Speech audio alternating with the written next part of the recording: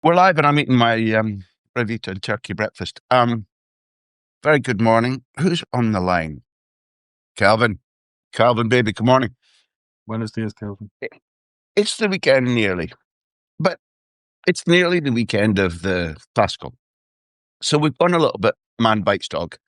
I'm going to lead this opening section. I'll say good morning to all of you. We've had quite a significant number of new socios in recent weeks. So to every single one of you, thank you for supporting. It does make a huge difference.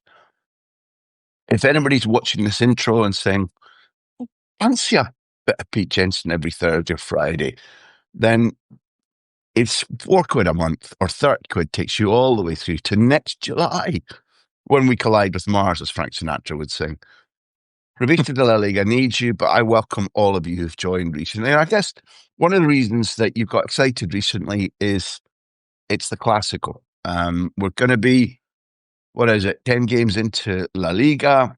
It's going to be hosted at Santiago Bernabéu. And Pete, you were a Madrileño. You used to live in the capital city for quite a chunk of time. You're a diligent sports reporter. You're always at interviews, training ground. You keep yourself right up to date. So I want to take you away from all of that, that backdrop, and go to impressions, go to feelings. Many of those who are watching us won't necessarily have been at the Santiago Bernabéu before. So the place that's hosting this Clásico, tell us a little bit about the feeling of its neighbourhood, how you get there. And although it's not a homogenous feeling going to a football stadium because there are differences everywhere, I would argue that it's quite if not unique, an individual experience arriving at the Bernabéu and soaking up, be it old Bernabéu or new Bernabéu. And also tell us, Santiago Bernabéu. Hoo-hee. Well, the most impressive thing about the stadium is where it is. It just rises up out of the middle of the city. So if you do go to see a game and you're flying into Spain, wherever your hotel is, wherever your B&B is, you're going to be a metro stop away or a short walk away from it. So it's not the joyless journey to the outskirts of the city that you get with the Metropolitano, Atletico's ground now, or the Alliance Arena when you go and watch Bayern play. It really is right slap bang in the middle of the city. It's surrounded by bars and places to eat before the game. Madrid really is a city that doesn't go to sleep, or certainly goes to sleep very, very late. So it is a place where you can drink and eat and talk about what you've seen post-game. There's not a problem with that, which is hard to do in a lot of cities. So that's the most impressive thing about it. And, it wasn't that long ago, and you'll remember, Graham, because it was when you arrived in Spain, that the training ground was the same story. The training ground wasn't near the stadium, but it was also just part of the fabric of the city. And of course, now that it is out of town, morning Steve Smith. It is out of town. It's got a more sort of antiseptic feel to it. There's nothing antiseptic. Let's go there, though, because pardon the state I'm in, folks. I love you raised it. It was in a barrio called Chamartín, more or less, the old training ground. And it was therefore close to where the old stadium used to be many decades ago. But what was crazy about comparing the place they used to prepare for Clásicos with where they'll prepare now out in Valdebebas, which is out surrounded by countryside that looks like it's in a spaghetti western, barren, there's cactus, there's very little that's interesting around that area, except for the fact that one of the best teams in the world and the biggest club in the world train there. Chamartín, I'll give you two quick memories, because I think you can take us also, I think you can, to Madrid unveiling David Beckham as a footballer. The two things I'll take you to would be, one, you could go there very easily. It was very simple to get an entry ticket to go in and watch training. The old press officer was Paco Navacerrada, I think you played football with. Small, squat, burly kind of man who looks as if he wouldn't know one end of a football from the other. Yeah, I know it's a sphere. And yet you're going to tell your Paco story. I used to taunt him because he was a grumpy kind of sour kind of soul. And one day when I was still quite new there, he asked me who I supported, and I said Aberdeen. I said, we beat your club in the Cup Winners' Cup final of '83, and he went, "Oof."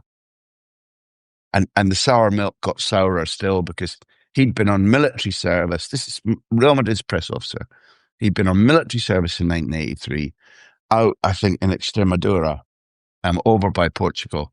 He hadn't wanted to be there; it was obligatory, and there was about 250 of them in a big mess hall with a tiny TV, old style, black and white tiny TV, 250 people away. He could barely see.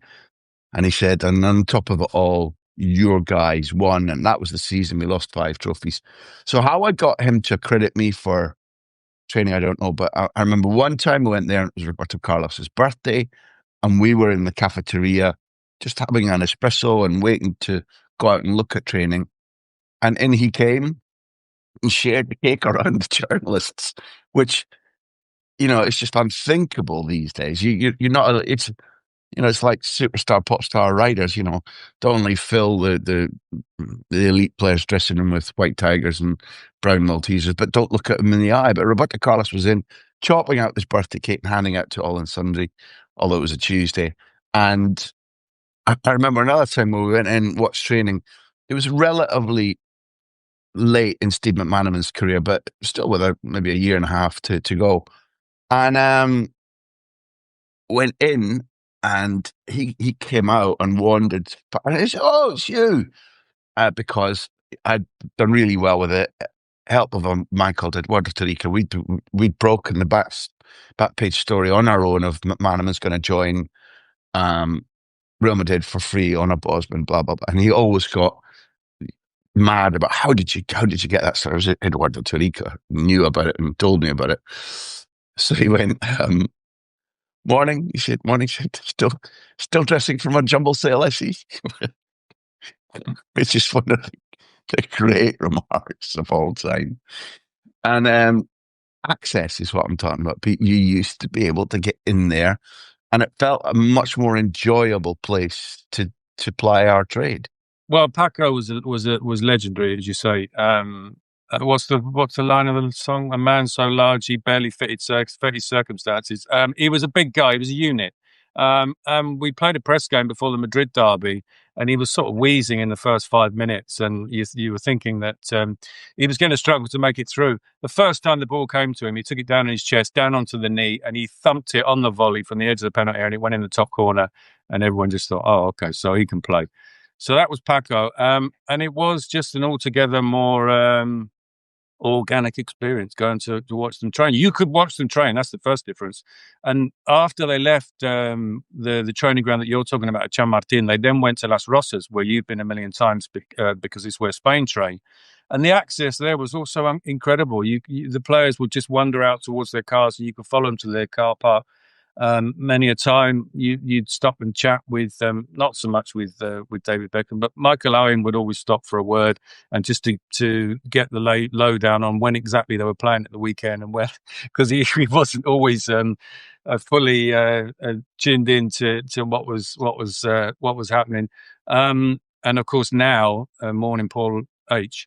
And now it's like getting access to a top security prison at Valdebebas. Unfortunately, you got to pass through about 3 security checks, and then even then you're not going to see any training. And they let you see about 5 minutes of players walking out, and then the curtains get drawn, and that's it. If there was a living in reporting on stretching, we'd be fucking.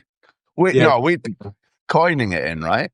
Yeah, absolutely. Yeah, but anything tactical, anything beyond that is not for our eyes.